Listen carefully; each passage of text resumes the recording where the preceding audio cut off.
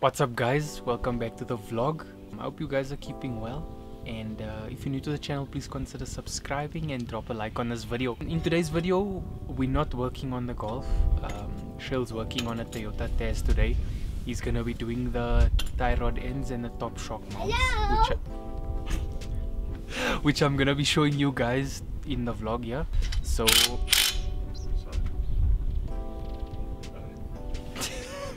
So yeah, that's what we have for you guys in today's vlog. We hope you enjoy the vlog, and yeah, let's get straight into it. Hey, what's up guys? So as Cole was saying, we're going to be replacing the top shock mounts and then the tie rod ends. The reason why we're replacing these things is because while my sister was driving the car, as she's driving like on a gravel kind of a road or a rough terrain road or going over bumps, speed bumps and stuff like that, you could hear like a knocking noise coming from the front over here, and you could kind of feel like, especially if you're going over bumps, on a certain bump you can hear like a knocking noise, and then depending on each side you can hear it. And the reason why we do think it's the top shock mounts is because that normally happens when you're going over bumps, because as the pressure is going, it's causing like a knocking noise through the top shock mount, and then it vibrates right through the body, and then that's how you can hear it. And so we're gonna be replacing that, and I think the tie rod ends have a bit of play as well, so we're gonna be replacing that. And then I just gonna recommend to her that she probably has to take it to wheel alignment, because we are gonna be taking those tie rod ends off, and the adjustment might be a little bit out, but we are gonna be marking it with our eyes, because we're just gonna use the old marks there as we take off the nut and stuff like that. So all the tools we're gonna need on this job is spring compressors right here.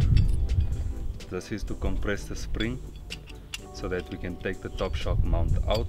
We're gonna need two 19 spanners, 17 spanner, 12 spanner, and a side cutters, and a hammer. And yeah, that's all we're gonna need, as well as a wheel spanner to take the wheel. What we're gonna start off, we're gonna take off the wheel, then we're gonna loosen these nuts on top here on the top shock mount, and then we're gonna go to the shock, where we're gonna loosen those two bolts at the bottom over there, and then we're gonna loosen a clamp that holds the brake pipe to the shock, just so that we can move the shock around a bit, and then that's where we're gonna clamp down the spring so that we can take the top shock mount off. So we'll go through the whole process so you can see how it works.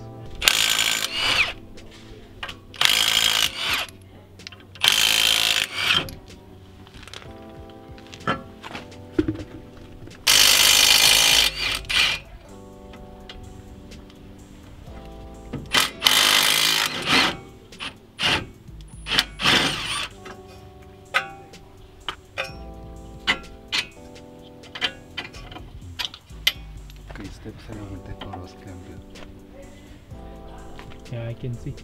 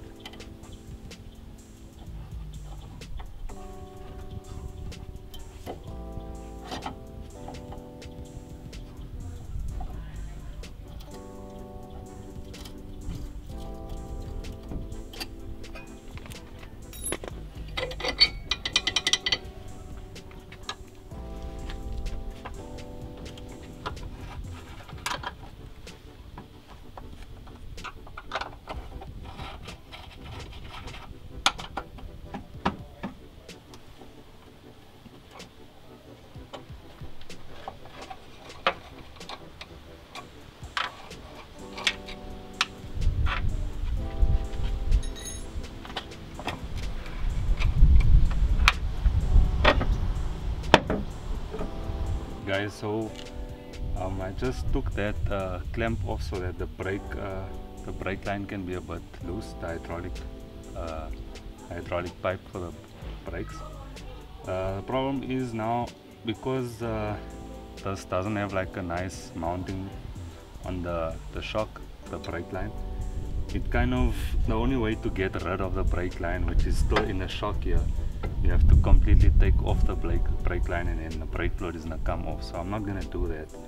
I'm gonna leave the shock hanging like this on here, not causing too much tension on the hydraulic hose, just so that I can take this, clamp the spring, so I can just change the top shock mount and then put the new one on, just put it back, instead of taking the brake line off and then the brake fluid coming off, and then we have to bleed the whole braking system. That's gonna be a lot of extra work that we don't want to get into.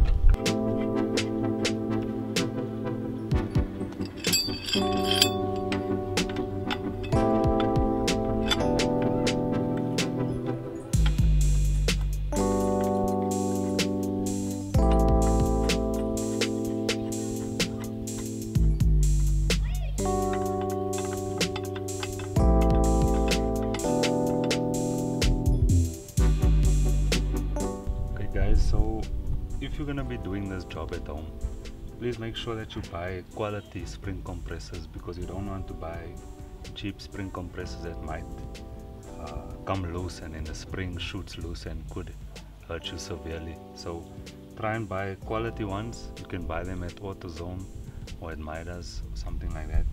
You want the one with the 2 hooks. You get the ones with the 1 hook. I don't really like those because they're not really that safe. I'd rather prefer these with the 2 hooks that are really stable and very strong. So I really recommend the ones that I'm using. As well as when you're clamping the spring, make sure that they completely opposite to one another. You don't want them like right next to each other, because then you're compressing the spring only on the one side and then you're having the spring bulge out on the other side, where it could shoot loose and then cause bigger problems as well. So you don't want anyone to get hurt.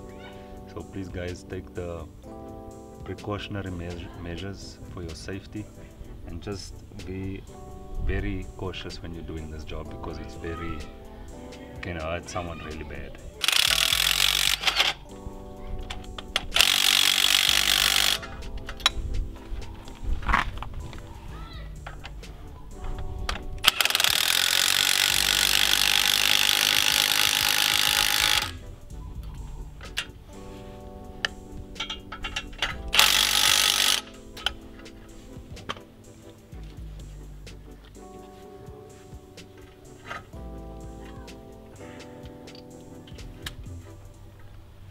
The top shock mount bolt, the nut, this you want to leave for last, so this is where you're going to release the spring pressure now.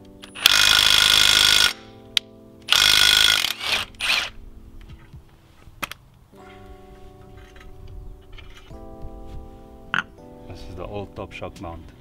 You can see that this rubber seal by the bearing is also worn off. Yeah.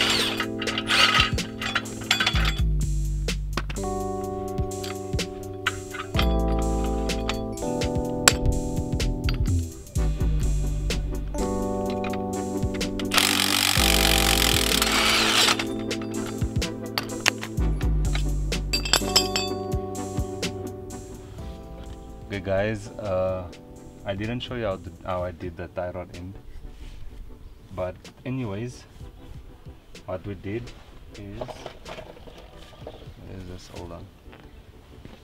What we did is we loosened this nut over here, that's holding it over there, and then there's a nut that holds the tie rod into the steering knuckle over here. This was probably the cause that was also making a rattle, because when I loosened the nut, I didn't need to give it a shock even, because I just loosened the nut and it was already loose, which is not really a good sign, because the other side I had to really knock it so that the tie rod end could come loose. So on that side you could see it was already loose and it wasn't properly secure, probably because maybe the grease came out here, or the whole tie rod end completely was worn out and had excessive play on it. So what we just did is we loosened that, and now we're gonna be putting a new one on.